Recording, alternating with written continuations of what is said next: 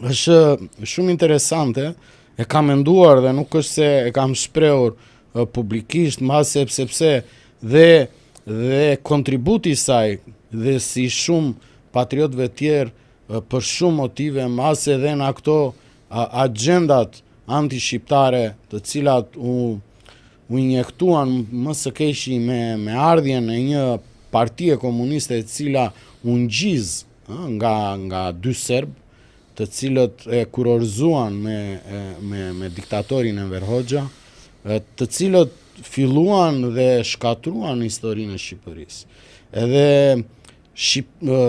dihet që për të mbrojtur frymën patriotike, kjo gjë bëhet që në gjenezë, që në djep. Edhe djepi është tek shkolla, është tek institucionet arsimore.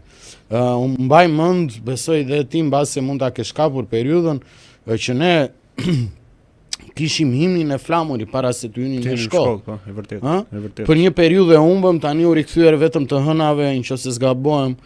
Pra, unë kam bërë një vit studime në Turqi dhe në Turqi çdo ditë para se të hyje, edhe pse ne ishim të huaj, ishim detyruar të këndonin himnin, sepse ishim student aty, edhe pse gjimnaz.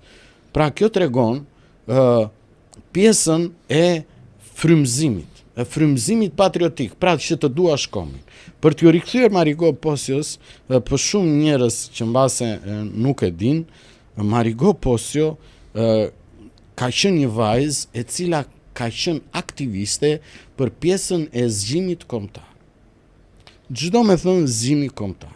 Shqiptarët kishin rënë në një apati nën perandorinë osmane, sepse një pjesë e mirë ishin konvertuar në musliman dhe kishin marrë atë sigurinë në kuptimin që ne mbrojtje na jep perandoria osmane, ajo është e fuqishme, ndërkohë perandoria osmane ishte në gramat e fundit, edhe çapo ndodhte ishte që në armiqt tanë, Serbia, Greqia, Malizi, po dhe Italia në këtë moment, kishin pretendime territoriale, pretendime për të marrë, për të shyer Shqipërinë sa më shumë.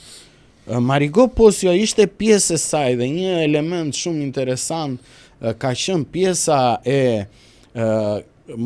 kur ka qenë vajzë adoleshente 15-16 vjeçë, siç ishte në atë periudhë, një vajzë nga Korça, duhet ta themi, sepse dhe Korça, gjithë Shqipëria ka nxjerr adetar, po dhe Korça ka nxjerr mendimtar, po edhe adetar të shuar. Midis tyre Marigo Posio. Dhe kishte i qëndisur flamurin kombëtar, sepse atëre bëshin paja, dhe kishte qëndisur flamurin kombëtar dhe kishte vendosur te paja e vet. Pra, kjo tregon një shenjë tjetër nacionalizmi. Pra, kur të vinte burri i arçëm që nuk die kush ishte, po s'kishte rëndësi, ajo ishte përgatitur dhe mbi pajën ishte vendosur ky flam. Dhe çfarë ndodh? Pas pjesës së aktivizmit të zgjimit kombëtar, arrin tek pjesa e lëvizjes për pavarësinë, e cila kulmoi në 28 nëntor 1912 ose 28 nëntori i dytë, pas ngritjes së flamurit në Gjergj Kastriot Skënderbeu në Kruj. Ajo, sepse njerëzit ose shumica e shqiptarëve ose gjatë komunizmit, gjatë saj periudhe në cilën është përpjekur të shkatrohet memoria jon kolektive, Marigo Posio është nxjerr vetëm si një figurë e cila u gjend rastësisht, kishte vajtur me pushime në Vlorë, edhe e qëndisi flamën. Jo, nuk është as pak ashtu, ka pas një rrugtim shumë të gjatë, shumë sakrifikues në raport me zgjimin kombëtar dhe me kulmimin e saj me pavarësinë. Dhe ai flamur që ajo kishte qëndisur në moshën 15-16 vjeçare të paj, atë flamur e mori dhe në bazë të atij flamur bëri flamur, qëndisi flamurin e pavarësisë. Pra, ndjes pse u futa dhe bëra një preambull ndjes të hyrjes me Marigo Posio. Sepse ne nuk kemi pas vetëm patriot meshkuj, ne kemi pasur dhe femra të cilat kanë bërë gjithçka për kombin. Pra kjo do me thënë që shqiptarët genin e adetarizmit, e patriotizmit e kanë të qepur, si që e ka qepur Marigo Posio, e kanë të qepur në zemër, në shpirt. Të njëjtën gjë bëri dhe Brunilda Mërtiri, ajo vajzë nga Zvëneci, nga Vlora, e cila nxori atë klitën. Dhe unë, së bashku me profesor Sazan Gurin, me avokatin Altin Goxhaj dhe me një aktivist tjetër patriot Ferdinand Shehaj, u bëm bashk. Thirrja ishte për të gjithë, por ne u bëm bashkarisht për të nisur në datën 30 maj drejt Zvënecit, drejt Pishporës. Po cila është arsyeja, meqense e nisëm që nga zanafilla e kësaj gjës, cila është arsyeja që ju shkuat atë ditë atje?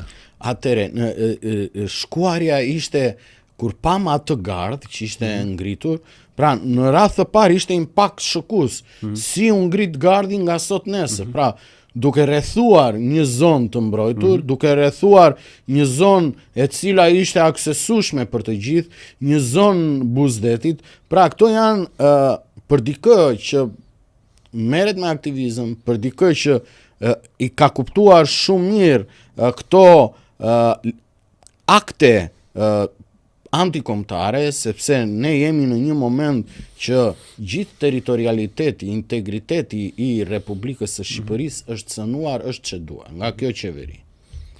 Dhe ne kuptuam shumë mirë atë që po ndodhte. Nuk ishte nevojë që ne t'i shpjegonim njëri tjetrit. Okay.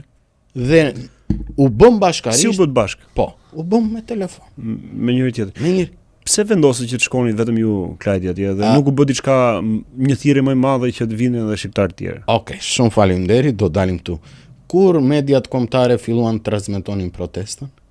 Shumë ditë më vonë nga ngjarja dhe protesta. Shumë bukur. Qa kjo tregon më së miri se në çfarë pike ishim. Pra, ne të vetmin akses kishim me rrjetet tona sociale. Dhe vetëm nëpërmjet rrjeteve ne arritëm të aksesonim tek po të bëje kundërta nuk do ndodhte kjo? Pra po të lajmëroheshin shqiptarët e tjerë, mediat e tjera? Në qa formë? Ku shkuat? Po ishin njoftuar, diheshi. Ishin njoftuar? Po normale që ishin njoftuar, po nuk I lejonte njeri. Ja njoftuar mediat edhe... Po tani mediat kombëtare filluan të transmetonin pas 3 ditësh protestë.